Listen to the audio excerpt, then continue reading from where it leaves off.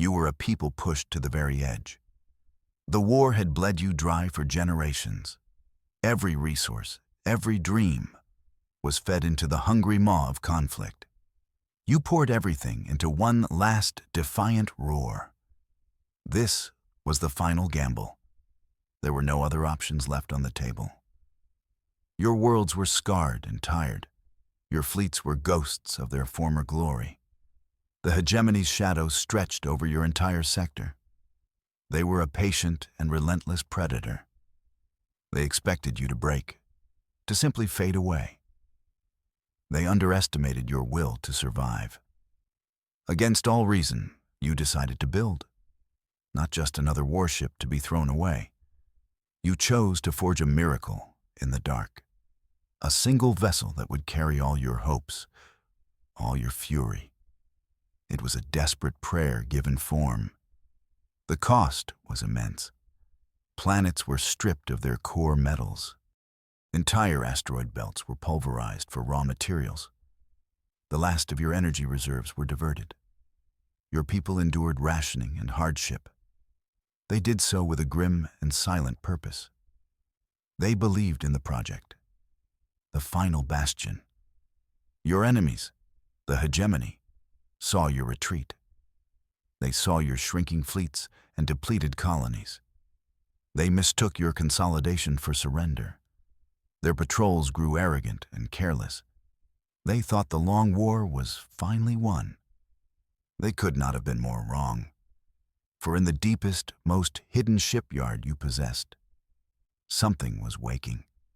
A weapon forged from defiance, a shield built from desperation. You had given up defending your borders. You focused on creating a single point of failure for your foe. A single blade aimed at their heart. The whispers of your capitulation reached the hegemony's high command. They celebrated their impending victory. They saw you as a broken race, a footnote in their long history of conquest. That arrogance would become their undoing. You were counting on it. You knew you could not win a war of attrition. You had been losing that war for 100 years, so you changed the rules of the engagement. You stopped playing their game of fleets and armies. You started a new game, one they would never see coming. The final components arrived under cloaks of secrecy. The best minds you had left worked tirelessly. They pushed the boundaries of known physics. They ignored the warnings of older, cautious minds. Caution was a luxury you could no longer afford. They were building a titan. They were crafting a legend before it ever flew. The ship was your collective will made manifest. It was the embodiment of your refusal to vanish. This was your final, desperate, beautiful roar. The Indomitus was more than a ship. It was your civilization's dying prayer. Its frame was forged in the heart of a captured star. Its armor was layers of crystal-laced adamantium. Each plate could withstand a direct plasma strike. It was designed for a war no one else could survive. You built it in absolute secrecy. The construction yard was nestled inside a rogue moon. The moon itself drifted through an uncharted nebula. The nebula's interference hid you from prying sensors. For 10 years, the ghost moon was home to your greatest secret. A secret you guarded with your very lives. Its power core was a contained singularity. A tiny black hole, tamed and harnessed. This gave it almost limitless energy. It could power weapons that should not exist. It could bend space-time for travel. The science was theoretical and terrifyingly real. Your experts had made the impossible possible. The ship was not designed for a crew of thousands. It required only 500 souls to operate. Each member was the best of the best. The pilots were veterans of impossible asteroid fields. The engineers were masters of singularity science. The captain was a legend in his own right. His name was Kalen, a man forged in the crucible of war. He had seen more loss than any person should. But his spirit was unbroken. He was chosen for his cold, calculating genius. He was a master of unconventional tactics. He was the perfect mind to wield your perfect weapon. The day the Indomitus was finished, a silent cheer went through your worlds. There were no grand ceremonies or public displays. There was only a quiet, shared understanding. The prayer had been uttered. The weapon was ready. Now it was time to see if the void would answer. The ship was impossibly sleek. It had no visible weapon ports, no towering command bridge. It was a smooth, obsidian spearhead. It was designed to be a ghost. It absorbed sensor pings instead of reflecting them. It was a predator built for the deep dark. When it finally slipped from its hidden dock, it made no sound. It did not ignite massive engines. It simply moved. The singularity drive warped the space in front of it. It fell forward into the void. It left behind only the silence of its birth and the hopes of an entire people. Its name was a promise. Indomitus. Unconquerable. It was a name spoken only in whispers, a name the hegemony would soon learn to fear. The dying prayer was now a silent hunter. Its long journey had just begun. You had sent your soul into the darkness. For 5 years, it stalked the void alone. The ship, the Indomitus, moved through unguarded star lanes. It used forgotten paths through cosmic graveyards. Its course was a winding, patient spiral, a spiral leading toward the enemy's core. The enemy never saw it coming. Captain Kalen and his crew became one with the ship. They lived in the quiet hum of its systems. They watched the star charts with unending focus. Their mission was simple and impossibly complex. Bypass the fleets, ignore the fortresses, strike the nerve center of the hegemony. They gathered intelligence with silent precision. They deployed microscopic sensor drones. These drones drifted through enemy systems like dust. They listened to military communications. They mapped logistical networks. They painted a perfect picture of the enemy's strength and its weaknesses. The hegemony's power was vast. It stretched across 1,000 star systems, but it was a centralized power. Everything flowed from a single point, a massive planet-sized command station. This station was known only as the Nexus. It was the brain of the entire empire. The Indomitus learned the patrol routes of enemy fleets. It learned their sensor frequencies. It learned their response times down to the second. The crew felt like archaeologists of a future ruin. They were studying a fossil that did not know it was dead yet. Sometimes you have to make your own luck. They made a few close calls. A lone patrol vessel once deviated from its course. It came within 1,000,000 kilometers of the Indomitus. For 1 tense hour, the crew held their breath. They powered down all non-essential systems. They became a cold rock in the void. The patrol passed without a flicker on its screens. On another occasion, they navigated a dense asteroid field. The field was used as a dumping ground for old reactors. The radiation was lethal. The Indomitus moved through it with grace. Its navigation systems were that precise. It was like threading a needle in a hurricane that could melt your face off. The 5 years of silence were a test of endurance. The crew saw no friendly faces. They received no messages from home. They were utterly and completely alone. Their only companion was the mission. Their faith in it never wavered. They were the tip of a spear thrown 5 years earlier. Finally, the moment came. They had all the data they needed. They had a clear path to the Nexus. The crew gathered on the command deck.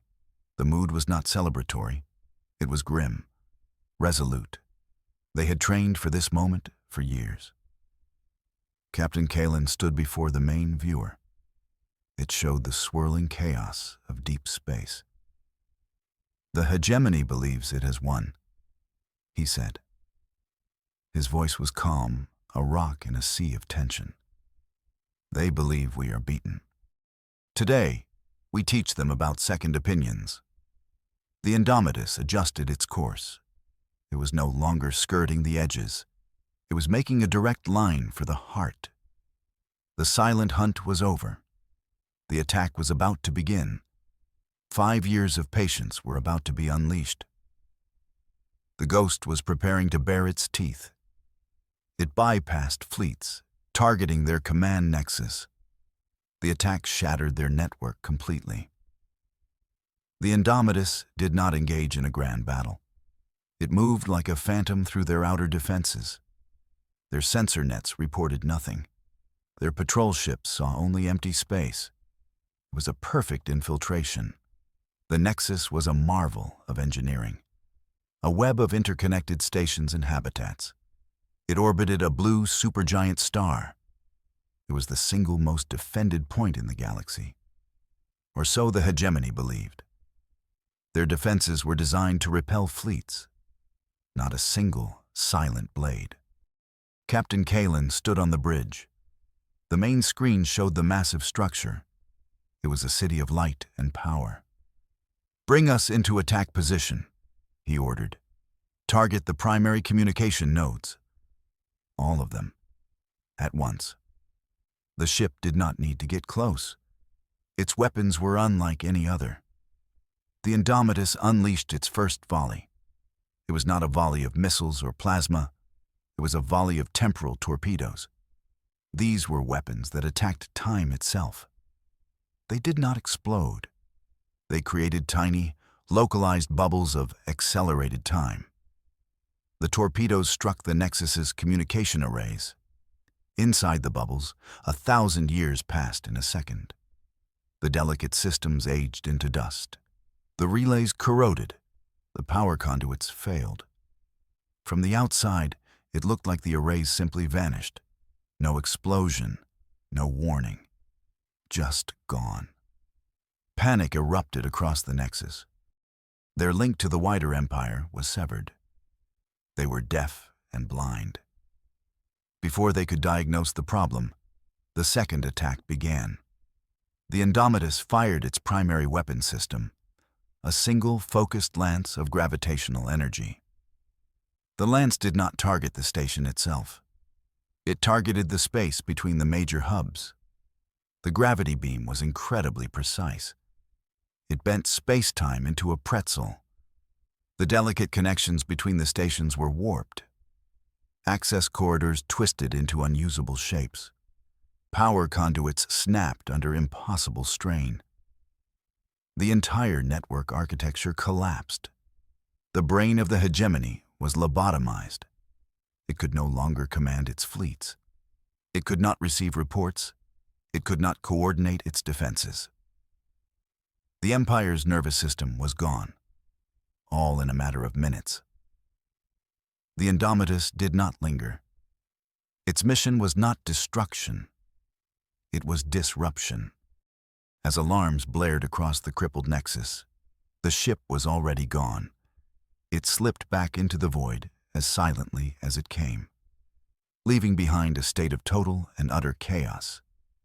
News of the attack did not spread. It could not. The Nexus had no way to send a message. For days, the hegemony's fleets continued their patrols. Their governors continued their administration. They had no idea their central command was gone. They were a body without a head. This was the genius of the plan, not a brute force assault. It was a surgical strike that created a power vacuum. The hegemony was not defeated. It was simply disconnected. A giant that had lost its mind. Its own colossal weight would now begin to crush it. Captain Kalen allowed his crew a single moment. A moment to watch the chaos they had sown. The Nexus was flickering, its lights unstable. Small ships darted between stations in confusion. No fleet arrived to defend it. No grand response was mounted. There was only silence. The The captain turned to his communication officer. "Did you record it all?" he asked. The officer nodded, his eyes wide. "Every second, sir." Kalen gave a grim smile. "Good. Send it. Send it to everyone." The second phase of the war was about to begin. The war of ideas. The hegemony was older than your star science. They were masters of cosmic forces. They had ruled for millennia, a vast, unyielding empire. Their power was built on fear and overwhelming might. They saw themselves as the rightful stewards of the galaxy. Everyone else was just a temporary obstacle. They were a species known as the Elder Ones, a name that dripped with arrogance. They were ancient, their civilization predating humanity's birth. They had watched stars form and die. Their understanding of physics was akin to magic. They could manipulate gravity and energy with ease. Their ships were things of terrible beauty. They were vast, organic-looking vessels. They moved with a silent, predatory grace. They were not merely machines. They were semi-sentient beings, grown in orbital shipyards. Each one was a testament to their mastery over biology and tech. The Elder Ones were not cruel for the sake of it. They were simply indifferent. To them, younger races like humanity were children playing with dangerous toys. Their goal was to impose order, a rigid, unchangeable order with them at the top. Individuality and freedom were messy concepts to them. They had conquered hundreds of civilizations. Some fought back and were extinguished. Most simply surrendered to the inevitable. The hegemony would absorb their technology and culture. They would strip them of their autonomy. The subject races became cogs in the vast imperial machine. It was a peaceful existence, the peace of a cage. But you were different. Humanity refused to bow. You fought back with a ferocity they found startling. You were disorganized and chaotic. Your technology was primitive compared to theirs. But you possessed a stubbornness that baffled them. For 2 centuries, you were a thorn in their side, a problem that would not be solved. The attack on the Nexus was more than a military blow. It was an ideological one. The Elder Ones had built a myth of invincibility. They were the eternal empire, the unshakable power. The Indomitus had shattered that myth in a single hour. It showed the galaxy that the gods could bleed. The recording of the attack was the first stone in an avalanche. It was sent to the oppressed worlds. It was broadcast on hidden networks. It showed the crippled Nexus, blind and helpless. It showed the invincible hegemony in a state of panic. It was a spark of hope in a very dark place. The Elder Ones were masters of grand forces. They could shatter moons and dim suns. But they were slow to adapt to new ideas. Their thinking was as ancient as their empire. They could not comprehend how a primitive race, how you, could achieve such a thing. They looked for a grand fleet, a massive weapon. They could not understand that your greatest weapon was not the ship. It was your way of thinking. You were unpredictable. You were willing to risk everything on a single, insane gamble. They were a slow, methodical glacier. You were an earthquake. And you had just fractured their very foundation. The old masters were about to get a new lesson. A strange message reached the Indomitus. It was not from any known species. It came from a direction they thought empty, a dead sector of space. The signal was weak, a whisper in the cosmic noise. But the ship's advanced sensors caught it. They amplified it, cleaned it, and listened. The message was not language. It was mathematics. Pure, elegant, complex mathematics. It described universal constants and physical laws, but it described them in a way your science had never conceived. It was like a child's drawing of a house next to the architect's blueprint. Your understanding was the drawing. This was the blueprint. Captain Kalin brought his top science officers to the bridge. They stared at the decrypted data in awe. "This is impossible," one of them whispered. "This describes a new state of matter, a way to manipulate energy that it defies our models." It was a revelation, a key to a door you never knew existed.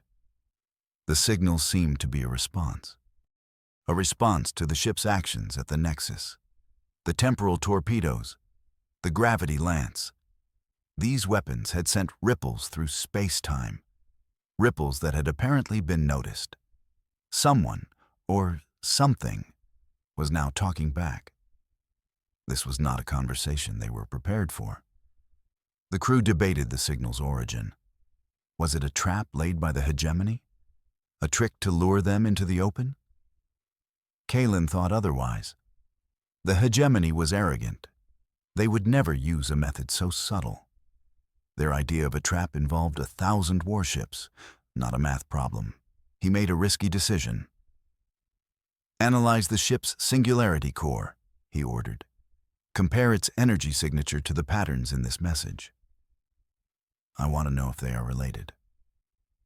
It was a hunch, a leap of faith in the dark. But his instincts had kept them alive this long. The results were shocking. The ship's core, your greatest technological achievement, was a crude imitation, a pale echo of the energy systems described in the message. You had stumbled upon a fundamental cosmic principle, but you only understood the smallest fraction of it. The message was the complete manual. It was like you had invented the campfire, and someone had just sent you the plans for a fusion reactor.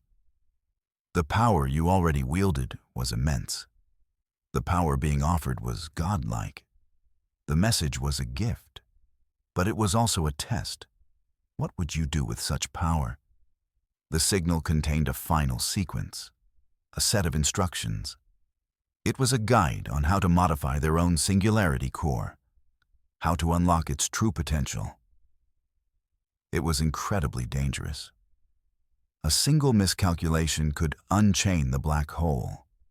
It would consume the ship and everything for light years around. Kalin faced the hardest choice of his life. He could ignore the message, continue his mission as planned, or he could embrace this new, terrifying possibility. He could risk everything for a power he did not understand, a power that could win the war in a single stroke. He looked at the faces of his crew. He saw the same fear and awe in their eyes. They were the children of a species that always gambled, a people who roared in the face of oblivion. There was really only one choice to make. "Begin the modifications," he said. "Let's see what this ship can truly do." The ship's core resonated with the signal. It revealed a new and terrifying weapon. The engineers worked for 3 days straight. They followed the alien mathematics with religious focus. They were rewriting the laws of physics on the fly. Every step was a dance on a razor's edge. They knew one mistake would be their last. They rerouted plasma conduits. They reconfigured the magnetic containment fields. They introduced new energy frequencies from the message. The singularity at the heart of the Indomitus began to change. Its event horizon shimmered. Its gravitational output became unstable. Alarms screamed through the engineering deck. The chief engineer, a woman named Anya, remained calm. She trusted the alien math. She saw the elegance in the terrifying equations. "Hold your nerve," she broadcast to her team. "The models predicted this fluctuation. We are breaking the old limits. The core is fighting back before it settles." Slowly, as the final modifications were made, the core stabilized. The alarms fell silent. The hum of the ship changed. It became deeper, more resonant. The crew could feel it in their bones. The Indomitus was no longer just a machine. It felt alive. It was brimming with an impossible level of power. On the bridge, the main screen showed the energy readouts. They were off the charts. The core was now outputting 1,000 times more energy. But it was stable, perfectly contained. Captain Kalen let out a breath he didn't realize he was holding. "What have we done?" he whispered. Anya's voice came over the comms, filled with wonder. "We've created a new kind of star, Captain. One we can control." She explained the new potential. The ship could now manipulate space-time on a massive scale. Not just for travel. Not just for small, precise strikes. It could tear the fabric of reality itself. This was the new weapon. They called it the Starbreaker. It was not a lance or a torpedo. It was a function of the entire ship. The Indomitus could now project its Singularity Core's influence outward. It could create a controlled, localized rift in space-time. A wound in the universe that would consume anything in its path. The weapon was terrifying. It was a power no one should possess. Kalen felt a cold dread mix with his triumph. He had been given the ultimate weapon, but the moral weight of it was staggering. To use it would be to unleash a force of nature. It was the kind of power that could make you a monster. He kept his fears to himself. The war was not over. The hegemony was wounded, but not dead. They would eventually recover from the Nexus attack. They would regroup. They would hunt him down with everything they had. He needed this weapon. He needed it to end the war for good. He ordered a test, a small one. They found a rogue asteroid, the size of a small moon. They targeted a point in space 1,000 kilometers from it. "Engage the Starbreaker," Kalen commanded. His voice was steady, betraying none of his inner turmoil. The Indomitus hummed with power. A point of blackness appeared in the void. It was not an absence of light. It was an absence of everything. The rift was small, only a few meters across, but its gravitational pull was immense. The asteroid began to fracture. Great chunks of rock were pulled from its surface. They were drawn into the tiny rift and vanished. In less than a minute, the entire asteroid was gone, consumed. The rift then sealed itself, leaving nothing behind, not even a trace of radiation. The crew stared in stunned silence. They had just watched a weapon erase matter from existence.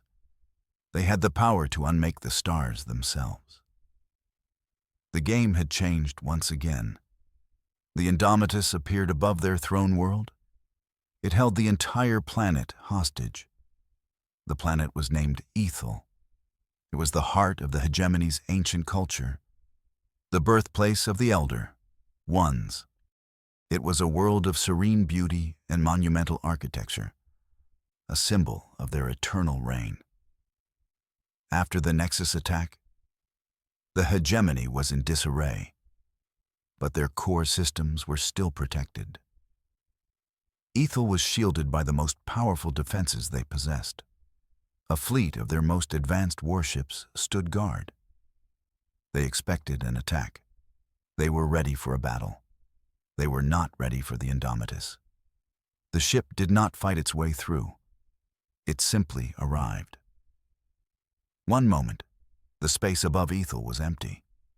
The next, the obsidian spearhead of the Indomitus was there. It had used its new drive. It had folded space, arriving instantly and undetected. It bypassed the entire defense fleet. Alarms shrieked across the planet and the Guardian fleet. The Elder Ones were thrown into a state of shocked disbelief. How had a primitive ship breached their sacred space? The fleet moved to engage, a swarm of terrible, beautiful warships. They prepared to obliterate the intruder. Captain Kalen did not fire a single shot. He broadcast a message on all frequencies. A simple, clear message. It was the recording of the Starbreaker test. The footage of the moon-sized asteroid being consumed. Being erased. The message ended with a view of the Indomitus, silent and waiting above their home. The meaning was unmistakable. It was a checkmate. I am here. I can do this to you. The Guardian fleet stopped its advance. Their commanders understood the threat immediately.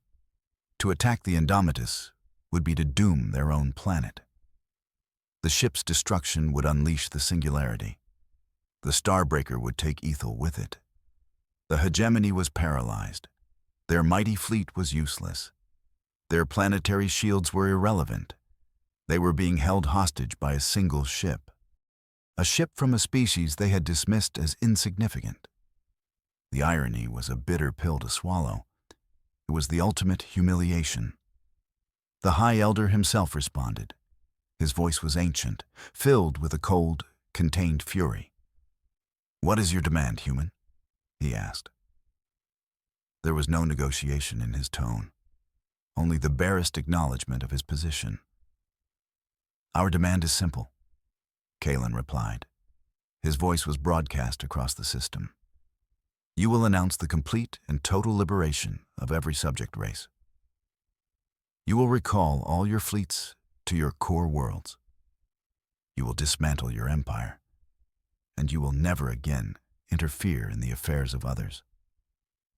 The silence that followed was heavy with the weight of millennia.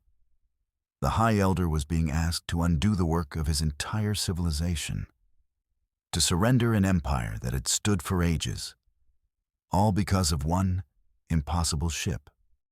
"You are asking for our extinction," the High Elder said. His voice was thin, brittle.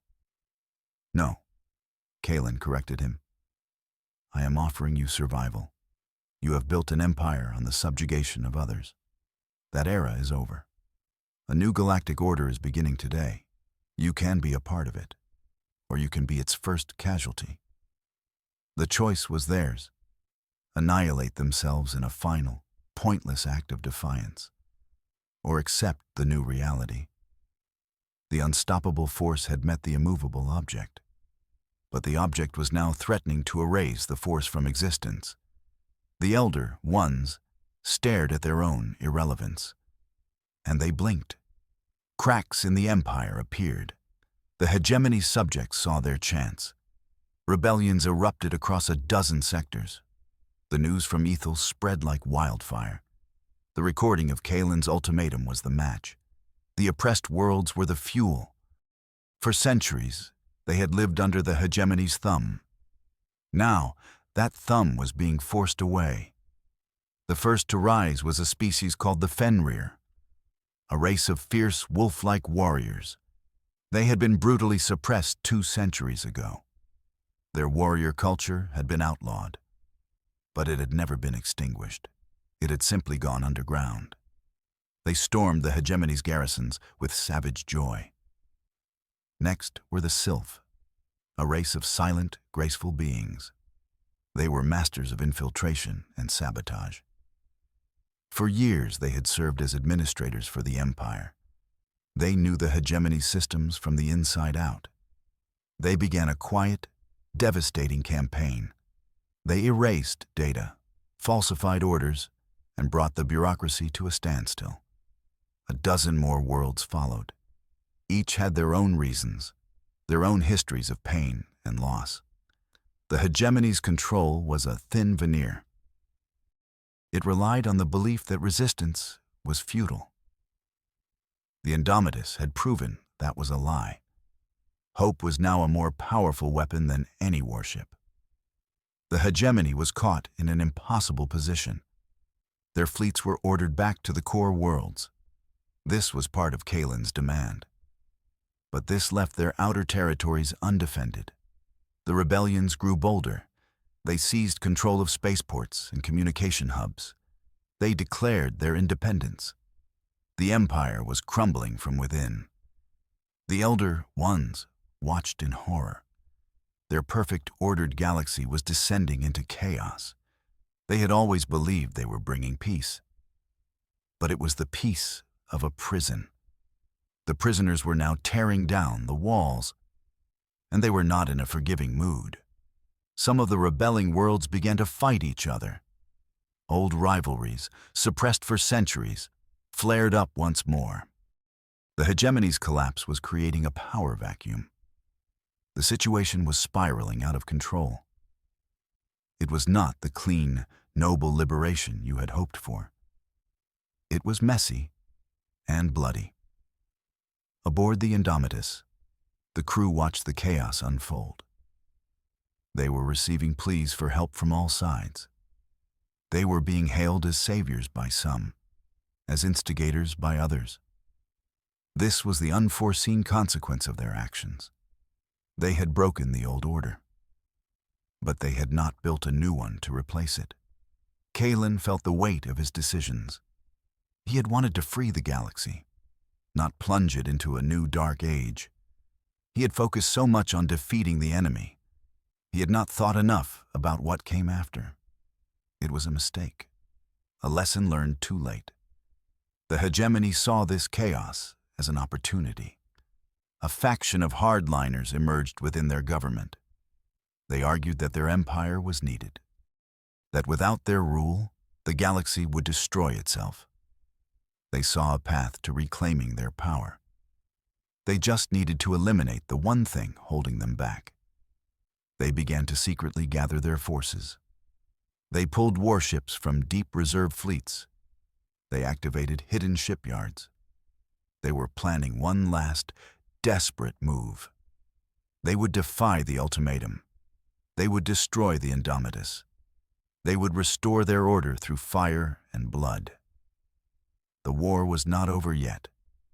It was about to enter its most dangerous phase. The enemy gathered their remaining strength, 1,000 warships against your lone sentinel. The hegemony's hardliners had seized control. They had assassinated the High Elder who had considered surrender.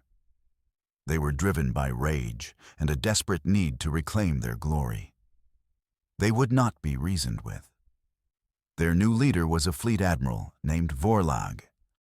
He was a ruthless and brilliant tactician. He saw the Indomitus not as an impossible threat, but as a puzzle to be solved.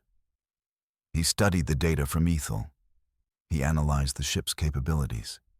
He believed he had found a weakness. The Grand Armada he assembled was the largest fleet the galaxy had ever seen. It was composed of every ship the hegemony had left. Ancient dreadnoughts and modern strike cruisers. It was a fleet built for one purpose: to overwhelm and destroy the Indomitus. They would not allow Kalen to dictate the terms of the fight. Vorlag's plan was audacious. He would not attack the Indomitus directly. He knew that would be suicide. Instead, he would force it to a location of his choosing. He sent a single defiant message to Captain Kalen. It was a set of coordinates, a barren, uninhabited star system, and a simple challenge: face us here, or watch as we burn every world that has defied us. It was a trap. Kalen knew it was a trap. Vorlag was using his own morality against him. He was forcing him to choose between the safety of his ship and the lives of millions. To refuse the challenge would be to condemn the newly freed worlds. To accept would be to face impossible odds. The crew of the Indomitus was divided. Some argued for a strategic retreat, to use their superior mobility to escape. They could not save everyone. Others argued that they had a duty, that they were the symbol of this new galactic order. They could not abandon the people who had put their faith in them. Kalen listened to all sides. The decision was his alone. He looked at the star charts, at the messages of terror flooding in from the rebelling planets. Vorlag was already making good on his threat. He was bombarding a Fenrir colony from orbit. Kalen's choice was made for him. "Set a course," he said, his voice grim. "We will meet them, but we will do it on our terms." He had no intention of falling for Vorlag's obvious trap. He was a master of unconventional warfare. The Hegemony Admiral was about to learn that you never fight a gambler at his own table.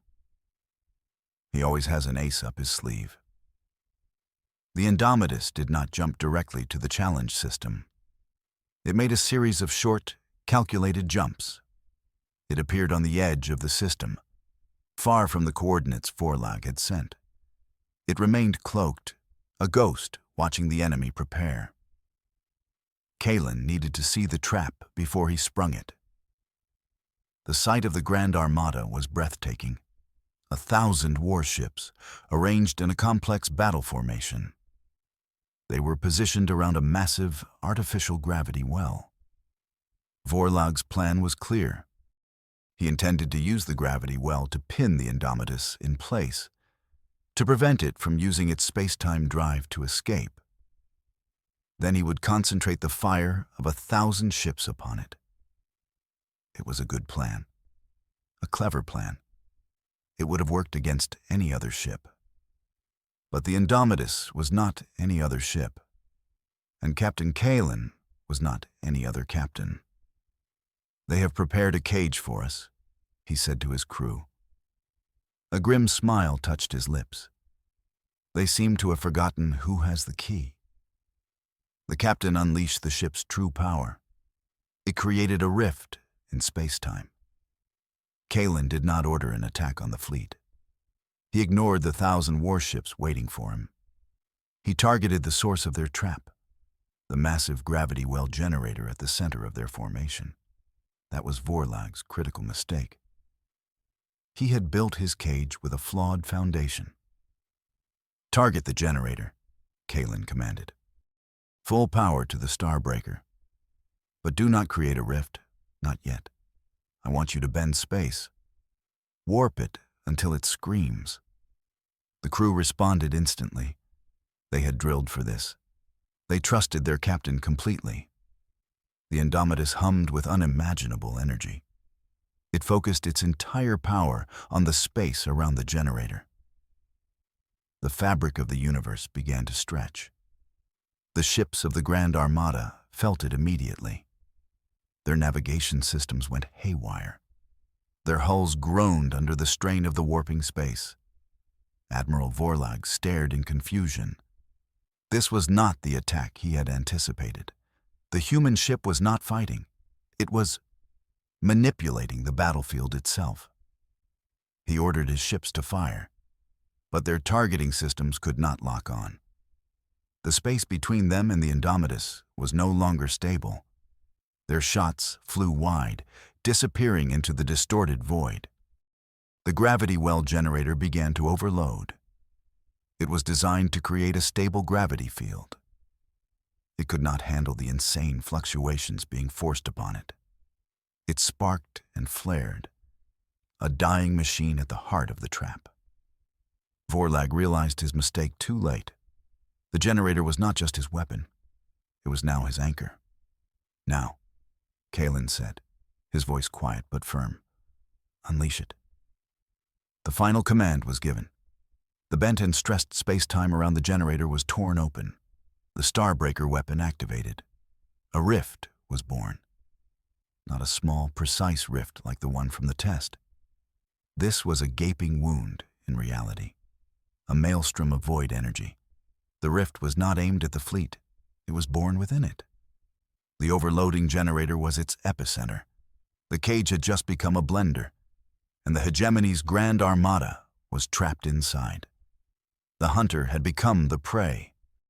The sheer audacity of the plan was a testament to human ingenuity, a quality the Hegemony had fatally underestimated. Swallowed by the void. That was the fate of the Grand Armada. The entire fleet was consumed by the rift. The Starbreaker's power was absolute. The rift did not just pull ships in. It pulled space-time itself into its maw. The 1,000 warships of the Hegemony did not stand a chance. Admiral Vorlag watched his doom unfold from his command chair. His ship was being torn apart by the gravitational forces. He saw other dreadnoughts snapping in half. He saw the light of their reactors being sucked into the blackness. He had time for one final thought. He had tried to solve a puzzle, but the puzzle had devoured him. The rift grew with terrifying speed. It was a storm in the vacuum of space. The ships closest to the epicenter vanished in an instant. The ones on the edges fought against the inevitable pull. Their engines flared at maximum power. It was like trying to outrun a hurricane on a rowboat, a completely futile and desperate struggle. Aboard the Indomitus, the crew watched in silent awe and horror. They were safe, positioned far from the rift's influence. They were witnessing the death of a fleet, the end of an empire's military might. It was a victory, but it was a terrifying one. The power they wielded was immense. The responsibility was even greater. The last of the hegemony ships was pulled into the rift. Its lights winked out, one last spark against the overwhelming darkness. And then there was silence. The rift remained for a few moments longer, a scar on the face of the system. Then, as the Indomitus ceased to power it, the rift healed. It sealed itself, leaving nothing behind. No wreckage, no survivors, no trace of the Grand Armada. The hegemony's power was broken in a single day. Their last fleet was gone. Their leadership was in shambles. Their subject worlds were in open rebellion. The ancient empire had not just been defeated, it had been erased. Its fall was as swift and as total as its reign had been long. Captain Kalen stood on the bridge. The battle was over. The war was won. He should have felt triumph. Instead, he felt a profound sense of emptiness. He had unleashed a weapon of unimaginable power. He had saved his people. But he had also become a destroyer of worlds in his own right. He looked at the empty space where the fleet had been. He knew that the galaxy would never be the same. He had not just defeated an enemy, he had changed the nature of power itself. The question now was, what would rise from the ashes? What new order would they build? The burden of that question felt heavier than any battle he had ever fought. A new dawn rose across the galaxy. The freed worlds looked to you for leadership. The news of the Grand Armada's fate spread quickly. The complete and utter victory was undeniable. The hegemony was finished. Its remaining governors and officials surrendered. The millennia-old empire collapsed in a matter of weeks. You had won, but victory brought its own set of problems. The power vacuum you created was real. Old tensions between newly freed species flared. Some worlds, rich in resources, were eyed greedily by their neighbors. The chaos that had started to brew was now threatening to boil over. The galaxy had traded one tyrant for 100 smaller ones. Delegations began to arrive at your home world. Ships from dozens of species, the Fenrir, the Sylph, and many others. They came not as conquerors, but as supplicants. They had seen your power. They had seen the might of the Indomitus. They were afraid of the rising chaos. They asked you to lead them, to bring order to the galaxy. It was a tempting offer. You had the power. You could have forged a new empire from the ashes of the old, a human empire. It would have been easy. You could have justified it as a necessity, a way to ensure peace and stability, a way to prevent future wars. It was the same logic the hegemony had used. But you remembered why you fought. You fought for freedom, for the right to determine your own destiny. To become the new masters would be to betray everything you had sacrificed for. It would make you no better than the elder ones. You had not fought a monster to become one yourself. So you made a different choice, a harder choice. You offered an alliance, not an empire. You proposed a galactic concord, a federation of equal worlds. Each species would govern itself, but they would be united by a common charter, a charter of mutual defense, free trade, and universal rights. It was a radical idea. The galaxy had only ever known the rule of the strong. The concept of a true alliance of equals was foreign. Many were skeptical. They did not trust their old rivals. They feared being taken advantage of. The old ways of thinking died hard. Captain Kalen himself became your chief diplomat. He traveled from world to world aboard the Indomitus. But he did not come with threats or ultimatums. He came with a message of hope. He spoke of a future where strength was found in unity, not in domination. He had a way with words that was almost as effective as his battleship. He showed them the charter you had drafted. It was a document that guaranteed the sovereignty of every member world. It established a council where every species had a voice. It created a joint defense force to protect against external threats. It was a blueprint for a better future. A future built on trust, not fear. Slowly, painfully, the new order began to take shape. The Indomitus became the guardian of peace. Its presence ensured the new order held. The ship was the ultimate deterrent. Its power was so absolute that no one dared to challenge the new galactic concord. It was the sword of Damocles that hung over the entire galaxy. But it was a sword that was never meant to fall. The ship did not act as a conqueror. It became a peacekeeper. It would appear in systems where tensions were high. Its silent, obsidian form was a reminder of what was at stake. It was a reminder of the destructive power of war. Its presence was often enough to bring warring factions to the negotiating table. Captain Kalen and his crew took on their new role with dedication. They were no longer just soldiers. They were diplomats and mediators. They helped settle border disputes. They protected trade routes from pirates.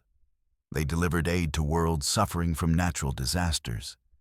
They used their immense power to heal, not to harm. The ship itself became a symbol. To the children of the Concord, it was a legend, the great protector that kept them safe. Its appearances were rare but momentous. It was a sign that the alliance was strong, that the peace was being watched over. There were still challenges. Factions that resented the new order. Pirates and warlords who tried to carve out their own small empires. The Indomitus would deal with them swiftly and decisively. It would disable their ships without destroying them. It would capture their leaders and bring them to justice before the conquered council. It showed that the new order had teeth. The ship became a strange sort of joke among the Concord fleets. If two admirals were arguing, one might say, "Be careful, or we'll have to call the watchman." It was a light-hearted threat. But everyone knew the serious power behind it. The Indomitus was the final word in any argument. Over the years, the crew of the Indomitus changed. The original 500 heroes eventually retired. A new generation took their place. They were trained not just in warfare, but in the principles of the Concord. They were peacekeepers chosen from every member world. The ship became a melting pot of the galaxy's best and brightest. Captain Kalen eventually stepped down. He became a respected statesman on your home world. He passed command to a young Sylph officer, an officer whose world he had helped to liberate. It was a powerful symbol of the new era. The guardian of peace now belonged to everyone. The ship, the Indomitus, continued its lonely vigil. It patrolled the quiet lanes of a galaxy at peace. It was a silent watchman, a constant reminder that true strength was not the power to destroy. It was the wisdom to build something better in its place. The ship was your promise to the galaxy, a promise you intended to keep. One ship's story echoed through the ages. It became the symbol of galactic unity. The tale of the Indomitus was told on 1,000 worlds, in 100 different languages. It was a story of defiance, of a small people who stood up to an ancient empire, and through a desperate gamble, changed the course of history. The ship itself was eventually decommissioned. After centuries of service, its technology was surpassed. The peace it had secured was so deep and lasting that it was no longer needed. The Concorde had its own powerful fleets. The galaxy had learned to police itself. The Great Watchman could finally rest. It was placed in a museum orbit around your capital, a place of honor for all to see. It floated silently in the starlight, a beautiful, deadly relic of a bygone era. School children would take field trips to see it. They would press their faces against the viewports.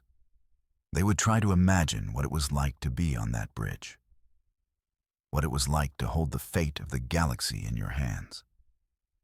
The story became a foundational myth for the Galactic Concorde.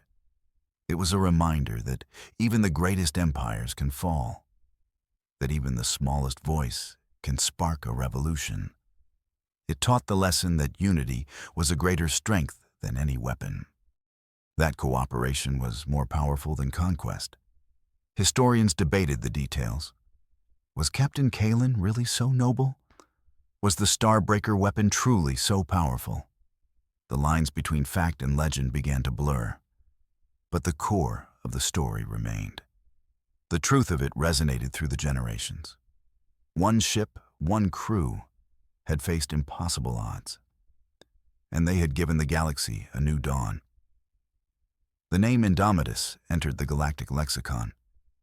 It came to mean something unconquerable in spirit, something defiant and hopeful. A parent might tell their child to have an indomitous heart, to face their challenges with courage and resolve. The ship was gone, but its spirit lived on. On the anniversary of the Concorde's founding, fleets from every member world would gather. They would fly in formation past the silent, orbiting museum. It was a salute, a gesture of thanks to the ship that had made it all possible, a quiet moment of remembrance for the war that had ended all wars. And so, you watched the galaxy you had helped to build. You saw the peace and prosperity that bloomed in the wake of the Great War. You saw the countless species living and working together, all because of a single, desperate gamble, a dying prayer that was answered in the most spectacular way imaginable. The legend of the Indomitus was not just your story.